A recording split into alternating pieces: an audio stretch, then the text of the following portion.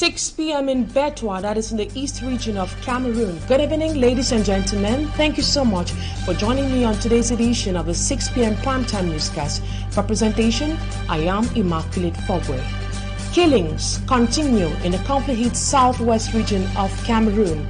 A taxi driver has been shot dead today at Long Street neighborhood in Boya, southwest region of Cameroon. The man in his 20s was found lying in his own pool of blood. And still in the southwest region, but this time around in Kosala, precisely at the Parliament neighborhood in Kumba, the lifeless body of a bike rider was discovered. Who are those behind the killings of these persons?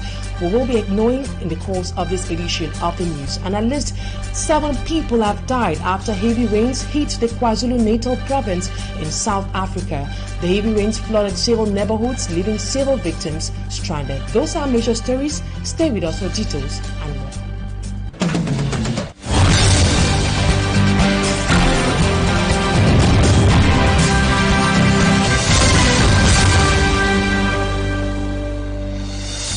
Thank you so much for staying with us on today's edition of the 6 p.m. news. As I earlier said, the lifeless body of a 20-year-old taxi driver, Alex Ndohut, was discovered at the Long Street neighborhood in Boya, southwest region of Cameroon. The body of the suspected taxi driver had bullet wounds. The perpetrators of the act are still on the run. This comes few weeks after another taxi driver got shot at the entrance of the University of Boya.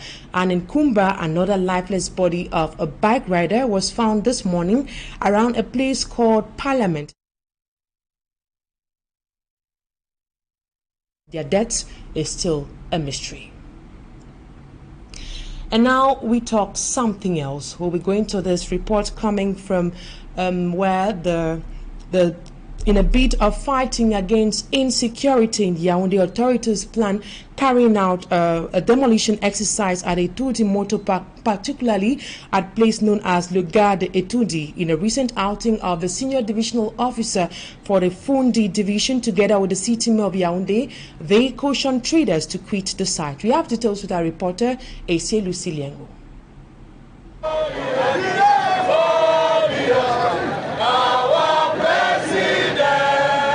Waving peace plans and chanting solidarity songs, these cocoa farmers in Manu division of the southwest region marched to the SDO's office to voice out their grievances stemming from government's injunction forbidding them from illegally exporting cocoa to Nigeria but to sell in Cameroonian markets. A lot of things changed for us in 2016 when the crisis started in this area.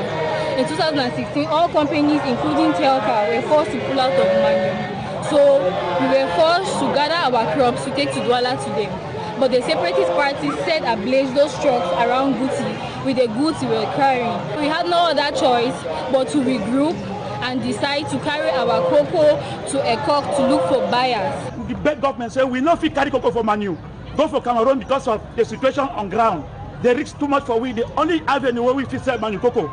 Now for Nigeria. Statements advanced by these disgruntled cocoa farmers show the issue is not tax evasion, but insecurity and losses incurred from their sales. They want that all the cocoa should be sold in Douala. When you look at the price variations, in Douala, they come to my village in Do and buy cocoa at 800 francs. Meanwhile, Nigerians come to my village and buy cocoa at 1,500 francs. Look at the difference. Presently, we buy a sachet of chemicals at 1,000 francs a sachet. Just imagine. Are we farmers slaves to this country? We are not slaves. At least we should give in the pride of place. We should give in that price advantage that we have from our neighboring country, Nigeria. For 6 years now, we are not able to have any Cameroonian buyer in Manu. So we decided now to take the cocoa to Equinoxe to see that Nigerians will come there and collect the cocoa from us. When they collect like that, they even give us some advance. That is where we take to sponsor our children. That is why we are struggling. I have every year I must supply like 10 tons from my farms. Stumped by surprise, the SDO for Manu, Viang Mekala, deplores the manner in which the farmers presented their grievances against the enforced ban of the Ministry of Trade. It was not the good manner to react, for them to react, because I have a meeting, and today if they wanted to meet the SDO, they could have come and tell me without making a lot of noise, without coming like riot. It's true that they have come in a peaceful manner, but we were not informed, the administration was not informed, and they did not have any authorization to organize that public manifestation. But that said, I promised them to forward all their grievances, all what they have come to tell me, to the RF. But for now, the exportation of cocoa to Nigeria is banned, and we are on it. I have no decision to take at my level. After listening to the SGO, the disgruntled Manu cocoa farmers returned home, hoping for a positive feedback which will allow them continue selling their cocoa to Nigerian buyers in order to generate enough income to provide household needs and to send their children to school next academic year.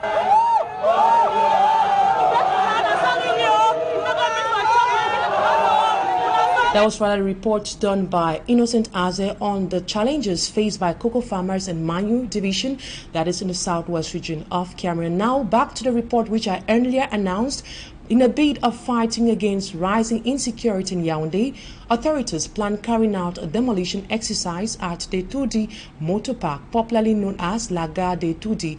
In a recent outing of the senior divisional officer for the Fundi, together with the city mayor of Yaoundé, they cautioned traders to quit the site. Issa Lucy Liangu has more. Security and urban disorder in the city of Yaoundé, the senior divisional officer of Fundi re-echoes a quit notice to traders of the Etudi Motor Park. Ici, c'est la gare routière. The traders, according to the senior divisional officer, were asked to leave the site on the 23rd of June. La date butoir était le 23 juin.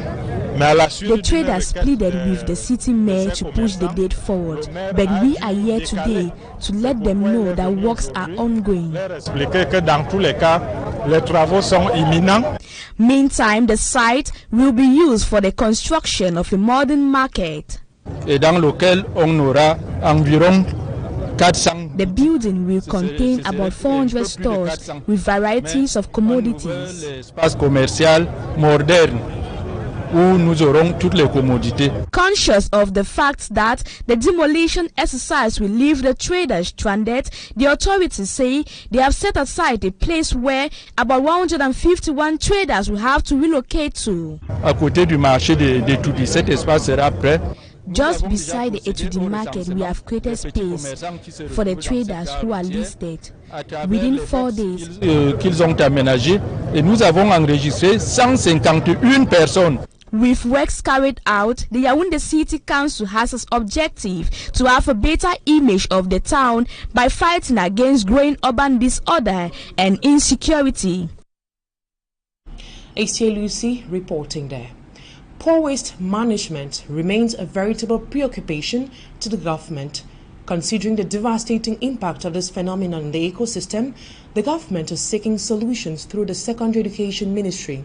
It is within this context that the Minister Pauline Nalovalionga of Secondary Education visited the economic capital city, Douala. A reporter from Armstrong Sanda was part of that visit and now tells us what exactly happened.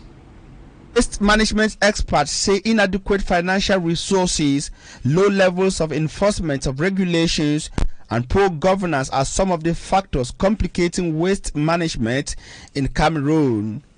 Consequently, the country is exposed to plastic pollution, which has altered habitats and natural processes, reducing the ecosystem's ability to adapt to climate change, a challenge with a direct impact on millions of people's livelihoods, food production capabilities, and social well-being. A problem which the Ministry of Secondary Education is seeking to redress through the mini incubator project for the production of ecological tiles at the government's comprehensive high school Bonaberry in Douala. Here we have a mini incubator that we call in French mini incubator. We will follow the rules given us by the ministry to collect plastic material and transform it to ecological till. The project, according to Minister Nalovalionga, has a chain of benefits to Cameroon. Cameroon has a very intriguing problem, a very intriguing relationship to the bottle. That is the plastic bottle, which is so much loved and which is so much hated. And so we must have it, but we must not let it submerge us completely just because we have it. No, we must make it serve us. The service of the bottle is important. That's what we are doing. But at the same time, it clogs all the waterways. And it clogs even the way to go to your house and everything, making every place dirty. So what do we do? And so I said to myself, here's one thing that the population can give back to the president. And when I mean population, I mean the school, the technical school. The minister says the government's comprehensive high school Bonaberry project is a pilot project expected to be reproduced in several parts of Cameroon. For me, I'm Sean Sander, Equinoxe Radio, Douala. And now we take you out of our borders. At least 7 people are reported to have died from floods in South Africa's KwaZulu-Natal province in Burkina Faso. The LCI French channel has been suspended in the country for reporting false information about government troops. Mala Glory is a lady with our international page. At least 7 people are reported to have died from the floods in South Africa's KwaZulu-Natal province, with the death toll expected to rise. We saw water flooding inside the house and we could not open the door. My mother stripped off the corrugated iron and we managed to get out. We were swept by water, and while in the river I managed to hang on the tree, but I never saw my mother after that. Many areas in the southeastern parts of the province are recovering from heavy rains and storms that hit earlier this week. A body of a woman in her 20s and a teenage girl were the latest to be retrieved from a canal in the city of Durban. At least 70 homes have been destroyed and more than 150 people left homeless.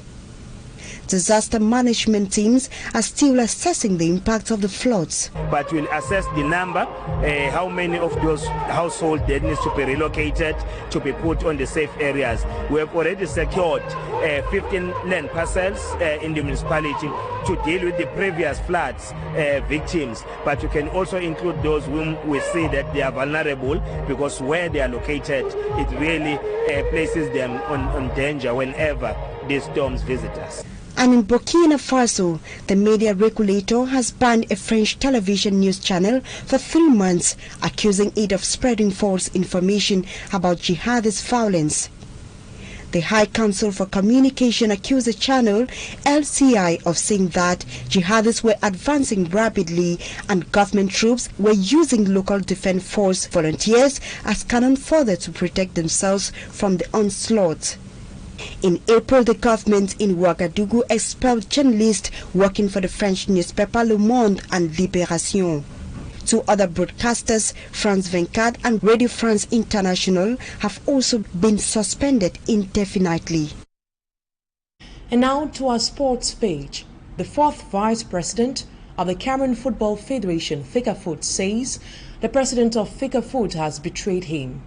Henry Jalakwan made the declaration in an exclusive interview with Equinoxe TV at a time when the Football Association is being hit by civil scandals that the president of Fecafoot is yet to address. Our sportsman, Smaji Kangebo, tells us more. 10 months in service as the 4th Vice President of the Cameroon Football Federation, Henry Njalakwan Jr. says he feels betrayed by Samuel Etofis. Yes, I will say it honestly. I feel betrayed by the president of the Cameroon Football Federation.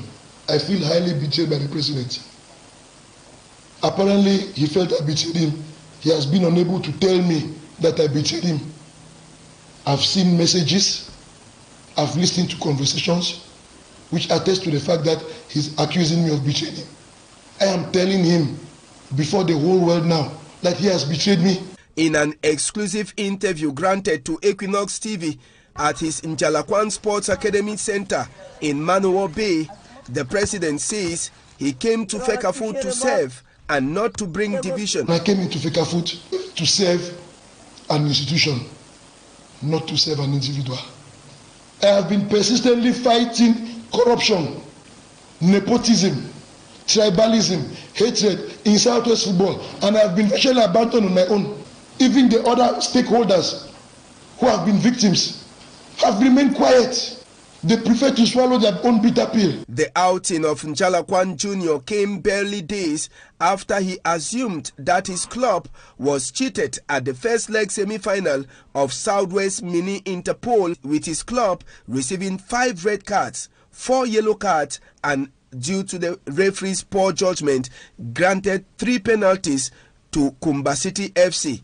For Henry Njalakwan Jr., football in Cameroon is going down the drain. We are not running a football institution. We are running an organized crime institution. It's clear. I am a different person. Today, I'm intervening for my club, which I am the owner, and intervening for myself and for the future of Cameroon football. Notwithstanding the Cold War between the Vice President and the President of the Cameroon Football Association, that cordial relationship between the two still holds. My relationship with the President of FECAFOOT, as far as I am concerned, has been a very cordial and professional one. I don't have any personal problems with the President.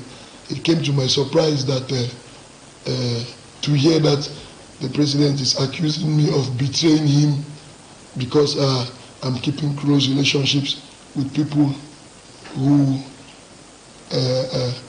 have disappointed him or have betrayed him, and in doing so, I'm an enemy. The outing of Henry Njalakwan Jr.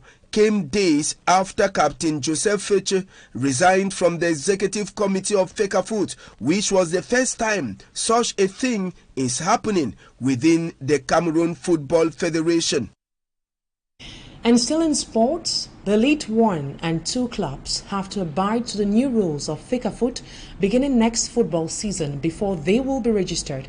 Elsewhere, CAF has published the different parts in which the draw for the FIFA World Cup 2026 qualifiers will be done come July 2023. Smaji Kangable has our weekend sports package. Cameroon Football Federation has published a 12-point document on what an eligible club is supposed to do for them to play in the Elite 1 and Elite 2 Championship next football season. According to FECAFOOT, an eligible Elite 1 and 2 club from next football season must have an approved program of youth training, follow-up of their players medically, the women club, a club doctor known by the Order of Medicine, an official pitch which respects FIFA needs, a bank account, an office with an official address alongside the secretary, payment of players via bank accounts only, and all club personnel must be registered with the National Social Insurance Fund. All eyes are now open to see if those concerned will meet up with the new FECAFOOT laws before the start of the season. Cameroon's senior men's football team has lost 1 place in the world as FIFA published the rankings for the month of June. After playing a 2-2 draw against Mexico, Cameroon left from the 42nd position they occupied in the world last April to 43rd this month. Cameroon is 7th in the African continent, with Morocco on top as Africa's best. Several months left before the next FIFA World Cup in 3 countries, USA, Mexico and Canada. The pots for African qualifiers for the FIFA World Cup draw have been made public. Cameroon is in pot 1 alongside Africa's giant in football, Morocco, Tunisia, Algeria, Egypt, Senegal, Ivory Coast, Mali and Nigeria, implying that Cameroon won't face any of these nations during the qualifiers for the 2026 FIFA World Cup. We close our weekend sports roundup with information about the Women's Military World Cup that started this week in Netherlands. Cameroon's women military team started the tournament with a 2-0 victory over Belgium, with Tabby Brenda getting a brace. Smaji Kangable ending this first part of the news. Talking Point is up next.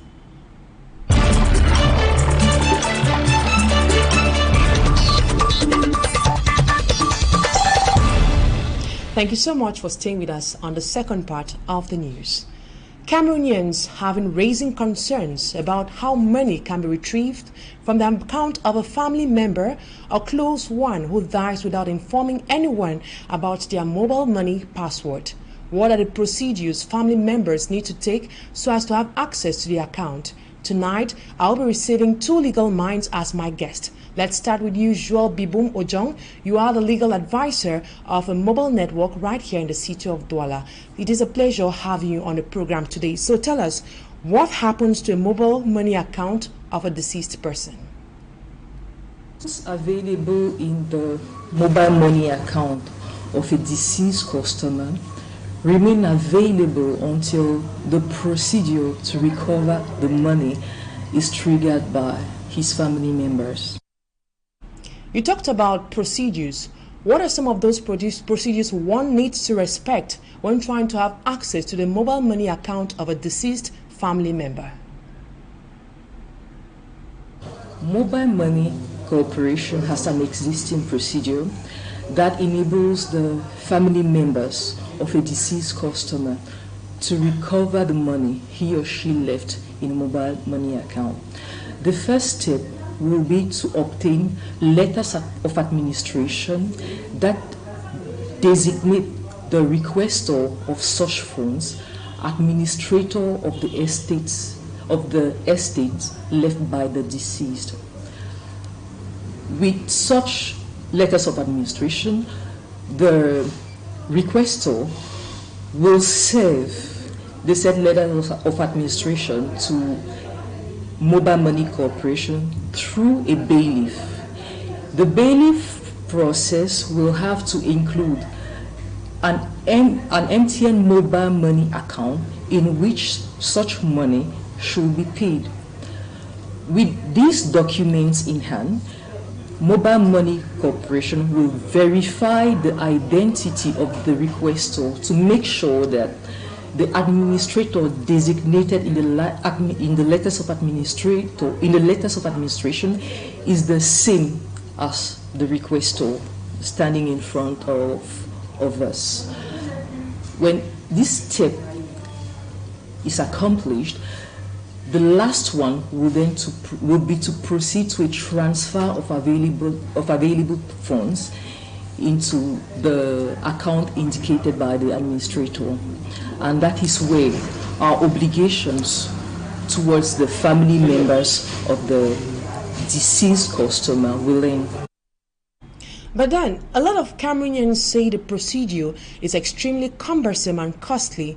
Isn't there a way of simplifying it? Let's say when someone creates an account, there should be a possibility of writing the name and number of someone who can have access to that account, just the same way banks do.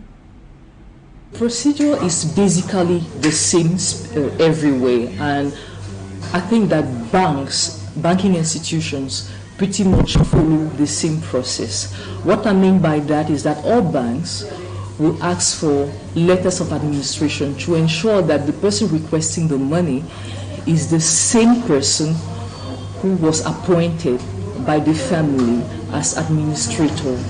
Now, you should also bear in mind that the main difference between an ordinary bank account and a mobile money account is that a mobile money account is linked to a SIM card that, as per legal and regulatory requirements, cannot be owned by more than one person. So this leads us to conclude that an MTN mobile money account cannot be owned by more than one person. Now, if the owner of a mobile money account wants another person to have access to his or her account, the simple thing to do will be to share a PIN code, his or her PIN code. But this is something that we do not recommend, because sharing your PIN code with a third party will put your funds at risk. You earlier said it is the family members that are supposed to come up to that mobile company to ask about it. Don't you think mobile operators should be able to tell that this particular account is not active? So definitely it should be common sense that you check on your customers to know that why have you not been active for about 5, 6 or 10 years? By the way, what if family members are not aware that this deceased family has an account? What happens to the money in that account? One thing you should know is that Mobile Money Corporation cannot dispose of the funds contained in the MTN Mobile Money account if the company is not aware of the demise of the owner of that account. So it is left for the family to give the necessary information to Mobile Money account in order to trigger the procedure for getting back these funds. My next guest tonight is also a legal mind, Barrister Syria Samta Neba. I guess you have been working with lots of Cameroonians facing this challenge while trying to retrieve the money of a family member or loved one. What are some legal steps to take when trying to claim the mobile money or bank account of a deceased family member? One, the family will establish a death certificate. This death certificate is very important because it's the only proof of death of the holder of the account. Without the death certificate, you can't prove that the person who had the bank account has. If the deceased had a will, it will make things very easy because the family will just attach the death certificate to the will and take it to court and apply for an order ordering the financial institution to release the funds to the beneficiary who is designated in the will. In case where there is no will, this is when the family will have to hold a family meeting, and then after the family meeting, they take a minute of that meeting and they go to the probate registry of the High Court and apply for a letters of administration. This letters of administration is a court judgment from the High Court, which will designate who is the beneficiary and who will stand for the estate of the deceased. Now, after examination of the application, the court may grant a ruling to the favor of the estate. And this ruling will be to order the financial institution to release the funds to the beneficiary or to the estate of the deceased. That's the same person. Now, this family will take this ruling to the financial institution or to the MTN Mobile Money or Orange Money Services, and the financial institution may request for further documents. And these documents will be either still the death certificates and any other document they may deem necessary, and the family will have to provide these documents. Only after providing all the documents requested by the financial institutions will the financial institution finally release the money to the family. Now, this is a summary of the procedure to release money that was in a bank account or in a mobile money account in case the holder of that account dies, without either giving out information about the existence of that account or the password of that account or anything regarding to that account. Barrister, you earlier talked about a family member who has a will. What if this family member doesn't write a will? How then will the family be able to have access to this amount? When the holder of a bank account dies, and in that bank account there was money inside, the money in the bank account stays in the bank account until a valid beneficiary is designated. This beneficiary may either have been designated in the will of the deceased if there is one, or in letters of administration in case there is no will. This beneficiary could also have been designated by a family meeting, pushing him ahead to represent the family in all matters concerning the estate of the deceased. The beneficiary will be requested by the bank to present certain documents, and when these documents are presented, the money in the account will be withdrawn and handed over to the beneficiary, and this money will take care of the deceased estate, and the account will be officially closed. When we are talking about money in bank accounts, we also refer to money in mobile money accounts. This includes MTN Momo and Orange Money. These are also considered money in bank accounts. And what happens to accounts in banks, financial institutions, is the same thing that happens in your money in mobile money institutions. How long does this procedure take? Now, about the duration of the procedure that has just been elaborated, it could take somewhere between 2 months and 4 months, depending on whether the deceased left a will or not. As for the death certificate, you can have it in a few days, maximum 1 week to obtain a death certificate. Now, in case the deceased left a will, the procedure will be shortened because you will not have to apply for letters of administration anymore.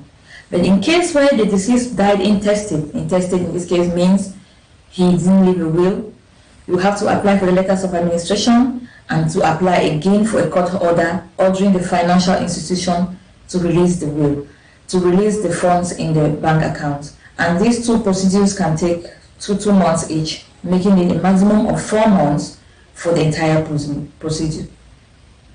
And those were my guests, Sarah Somtan Neba and Joel Bibum Ojong. They are both legal advisors right here in Cameroon. And that's all put a cap to today's edition of the 6 p.m. primetime newscast on Equinoxe Television. Thank you so much, ladies and gentlemen, for your keen attention. Stay in the company of more interesting programs on ETV. Up next is Equinoxe Soir. Have a lovely weekend.